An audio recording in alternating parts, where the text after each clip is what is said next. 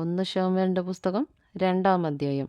അനന്തരം ഹന്ന പ്രാർത്ഥിച്ച് പറഞ്ഞതെന്തെന്നാൽ, എൻ്റെ ഹൃദയം യഹോവയിൽ ആനന്ദിക്കുന്നു, എൻ്റെ കൊമ്പ് യഹോവയാൽ ഉയർന്നിരിക്കുന്നു. എൻ്റെ വായ് ശത്രുക്കളുടെ നേരെ വിശാലമാകുന്നു. നിൻ്റെ രക്ഷയിൽ ഞാൻ സന്തോഷിക്കുന്നു. യഹോവയെപ്പോലെ പരിശുദ്ധനില്ല, നീയല്ലാതെ ഒരുത്തനുമില്ലല്ലോ. നമ്മുടെ ദൈവത്തെപ്പോലെ ഒരു പാറയുമില്ല. ഡംഭിച്ചു ഇനി സംസാരിക്കരുത്. നിങ്ങളുടെ വായിൽ നിന്ന് അഹങ്കാരം പുറപ്പെടരുത്. യഹോവ ജ്ഞാനമുള്ള ദൈവം, അവൻ പ്രവൃത്തികളെ തൂക്കി നോക്കുന്നു. വീരന്മാരുടെ വില്ല് ഒടിഞ്ഞു പോകുന്നു, ഇടറിയവരോ ബലം ധരിക്കുന്നു. സമ്പന്നർ ആഹാരത്തിനായി കൂലിക്ക് നിൽക്കുന്നു, വിശന്നവർ വിശ്രാമം പ്രാപിക്കുന്നു.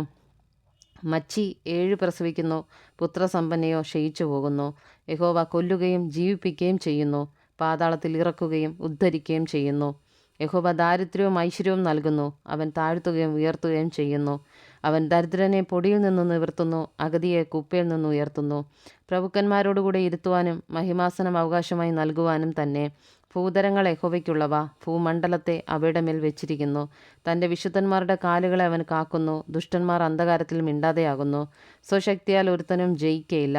യഹോവയോട് എതിർക്കുന്നവൻ തകർന്നു പോകുന്നു. അവൻ ആകാശത്തുനിന്ന് അവരുടെ മേൽ ഇടിവെട്ടിക്കുന്നു. യഹോവ ഭൂസീമാവാസികളെ വിധിക്കുന്നു.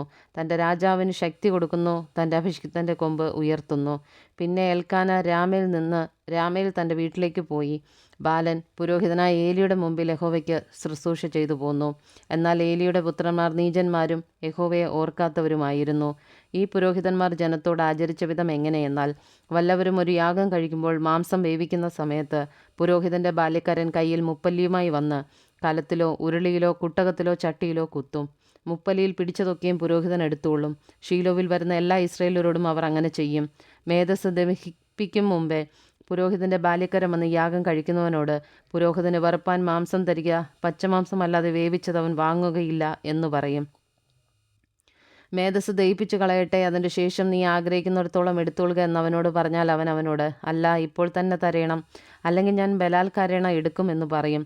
ഇങ്ങനെ ആ യൗവനക്കാർ യഹോവയുടെ വഴിപാട് നിന്ദിച്ചതുകൊണ്ട് അവരുടെ പാപം യഹോവയുടെ സന്നിധിയിൽ ഏറ്റവും വലിയതായിരുന്നു. ശമൂവേൽ എന്ന ബാലനോ പഞ്ഞിനൂൽ കൊണ്ടുള്ള അങ്കി ധരിച്ച് യഹോവയുടെ സന്നിധിയിൽ ശുശ്രൂഷ ചെയ്തു പോന്നു. അവൻ്റെ അമ്മ ആണ്ടുതോറും ഒരു ചെറിയ അങ്കി ഉണ്ടാക്കി തൻ്റെ ഭർത്താവിനോടുകൂടെ വർഷാന്തര യാഗം കഴിപ്പാൻ വരുമ്പോൾ അവന് കൊണ്ടുവന്ന് കൊടുക്കും. എന്നാൽ ഏലി എൽക്കാനയെയും അവൻ്റെ ഭാര്യയെയും അനുഗ്രഹിച്ചു. ഈ സ്ത്രീ യഹോവയ്ക്ക് കഴിച്ച നിവേദ്യത്തിന് പകരം യഹോവ അവളിൽ നിന്നും നിനക്ക് സന്തതിയെ നൽകുമാറാകട്ടെ എന്ന് പറഞ്ഞു. പിന്നെ അവർ തങ്ങളുടെ വീട്ടിലേക്ക് പോയി. യഹോവ ഹന്നയെ കടാക്ഷിച്ചു. അവൾ ഗർഭം ധരിച്ച് 3 പുത്രന്മാരെയും 2 പുത്രിമാരെയും പ്രസവിച്ചു. ശമൂവേൽ ബാലനോ യഹോവയുടെ സന്നിധിയിൽ വളർന്നു വന്നു. ഏലി വൃദ്ധനായാറെ അവൻ്റെ പുത്രന്മാർ എല്ലാ ഇസ്രായേലിനോടും ചെയ്യുന്നതൊക്കെയും സമാഗമന കൂടാരത്തിൻ്റെ വാതിൽക്കൽ സേവയെന്ന സ്ത്രീകളോടുകൂടെ ശയിക്കുന്നതും അവൻ കേട്ടു. അവൻ അവരോട്, നിങ്ങൾ ഈ വക ചെയ്യുന്നത് എന്ത്? നിങ്ങളുടെ ദുഷ്പ്രവൃത്തികളെക്കുറിച്ച് ഈ ജനമൊക്കെയും പറഞ്ഞു ഞാൻ കേൾക്കുന്നു. അങ്ങനെ അരുത് എൻ്റെ മക്കളെ. യഹോവയുടെ ജനം നിങ്ങളെക്കുറിച്ച് പരത്തുന്നതായി ഞാൻ കേൾക്കുന്ന കേൾവി നന്നല്ല. മനുഷ്യൻ മനുഷ്യനോട് പാപം ചെയ്താൽ അവനു വേണ്ടി ദൈവത്തോട് അപേക്ഷിക്കാൻ, മനുഷ്യൻ യഹോവയോട് പാപം ചെയ്താലോ അവനു വേണ്ടി ആർ അപേക്ഷിക്കുമെന്ന് പറഞ്ഞു. എങ്കിലും അവരെ കൊല്ലുവാൻ യഹോവ നിശ്ചയിച്ചതുകൊണ്ട് അവർ അപ്പൻ്റെ വാക്ക് കൂട്ടാക്കിയില്ല. ശമൂവേൽ ബാലനോ വളരും തോറും യഹോവയ്ക്കും മനുഷ്യർക്കും പ്രീതിയുള്ളവനായി വളർന്നു. അനന്തരം ഒരു ദൈവപുരുഷൻ ഏലിയുടെ അടുക്കൽ വന്ന് അവനോട് പറഞ്ഞത്, യഹോവ ഇപ്രകാരം അരുളി ചെയ്യുന്നു, നിന്റെ പൃഥുഭവനം മിസ്രയീമിൽ ഫറവോൻ്റെ ഗൃഹത്തിന് അടിമകളായിരുന്നപ്പോൾ ഞാൻ അവർക്ക് വെളിപ്പെട്ടു നിശ്ചയം. എൻ്റെ യാഗപീഠത്തിന്മേൽ കയറുവാനും ധൂപം കാട്ടുവാനും എൻ്റെ സന്നിധിയിൽ ഏഫോദ് ധരിപ്പാനും ഞാൻ അവനെ ഇസ്രായേലിൻ്റെ സകല ഗോത്രത്തിൽ നിന്നും എനിക്ക് പുരോഹിതനായി തിരഞ്ഞെടുത്തു. ഇസ്രായേൽ മക്കളുടെ സകല ദഹനയാഗങ്ങളെയും ഞാൻ നിന്റെ പൃഥുഭവനത്തിന് കൊടുത്തു. തിരുനിവാസത്തിൽ അർപ്പിപ്പാൻ ഞാൻ കൽപ്പിച്ചിട്ടുള്ള എൻ്റെ യാഗവും വഴിപാടും നിങ്ങൾ ചവിട്ടുകയും എൻ്റെ ജനമായ ഇസ്രായേലിൻ്റെ എല്ലാ വഴിപാടുകളിലും പ്രധാന ഭാഗം കൊണ്ട് നിങ്ങളെ തന്നെ കൊഴുപ്പിപ്പാൻ തക്കവണ്ണം നീ നിന്റെ പുത്രന്മാരെ എന്നേക്കാൾ ബഹുമാനിക്കുകയും ചെയ്യുന്നത് എന്ത്? ആകയാൽ ഇസ്രായേലിൻ്റെ ദൈവമായ യഹോവ ഇപ്രകാരം അരുളി ചെയ്യുന്നു, നിന്റെ ഭവനവും നിന്റെ പൃഥുഭവനവും എൻ്റെ സന്നിധിയിൽ നിത്യം പരിചരിക്കുമെന്ന് ഞാൻ കൽപ്പിച്ചിരുന്നു നിശ്ചയം. ഇപ്പോഴോ യഹോവ അരുളി ചെയ്യുന്നത്, അങ്ങനെ ഒരിക്കലും ആകയില്ല. എന്നെ മാനിക്കുന്നവരെ ഞാൻ മാനിക്കും, എന്നെ നിന്ദിക്കുന്നവർ നിന്ദിതരാകും.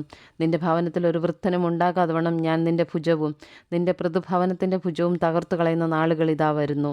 ഇസ്രായേലിന് ലഭിപ്പാനുള്ള എല്ലാ നന്മകളുടെ മധ്യേ നീ തിരുനിവാസത്തിൽ ഒരു പ്രതിയോഗിയെ കാണും. നിന്റെ ഭവനത്തിൽ ഒരു നാളും ഒരു വൃത്തനും ഉണ്ടാകുകയുമില്ല. നിന്റെ കണ്ണു ക്ഷയിപ്പിപ്പാനും നിന്റെ ഹൃദയം വ്യസനിപ്പിപ്പാനും ഞാൻ നിന്റെ ഭവനത്തിൽ ഒരുത്തനെ എൻ്റെ യാഗപീഠത്തിൽ നിന്ന് ഛേദിച്ചു കളയാതെ വെച്ചേക്കും. നിന്റെ ഭവനത്തിലെ സന്താനമൊക്കെയും പുരുഷപ്രായത്തിൽ മരിക്കും. നിന്റെ 2 പുത്രന്മാരായ ഹൊഫ്നിക്കും ഫീനേഹാസിനും ഭവിപ്പാനിരിക്കുന്നത് നിനക്കൊരു അടയാളമാകും.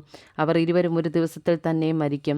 എന്നാൽ എൻ്റെ പ്രസാദവും ഹിതവും അനുഷ്ഠിക്കുന്ന ഒരു വിശ്വസ്ത പുരോഹിതനെ ഞാൻ എനിക്ക് എഴുന്നേൽപ്പിക്കും. അവന് ഞാൻ സ്ഥിരമായ ഒരു ഭവനം പണിയും. അവൻ എൻ്റെ അഭിഷിക്തൻ്റെ മുമ്പാകെ നിത്യം പരിചരിക്കും. നിന്റെ ഭവനത്തിൽ ശേഷിച്ചിരിക്കുന്നവനെല്ലാം അവൻ്റെ അടുക്കൽ വന്ന് ഒരു വെള്ളിക്കാശിനും ഒരു അപ്പത്തിനുമായിട്ട് അവനെ കുമ്പിട്ട്, ഒരു കഷ്ണം അപ്പം തിന്മാൻ ഇടവരേണ്ടതിന് എന്നെ ഒരു പുരോഹിതൻ്റെ വേലയ്ക്കാക്കണമേ എന്നപേക്ഷിക്കും.